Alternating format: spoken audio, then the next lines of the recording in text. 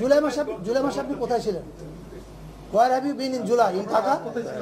In Dhaka, in Bangladesh, right?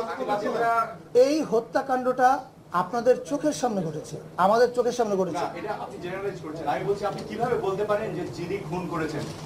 আমি আপনাকে প্রশ্নটা কি করলাম যে আপনি যদি 1971 সালের এতগুলা মানুষ মারার পরে কেউ এসে যদি বলতো, মানে আপনার মতো এই ধরনের একজন সাংবাদিক বললো,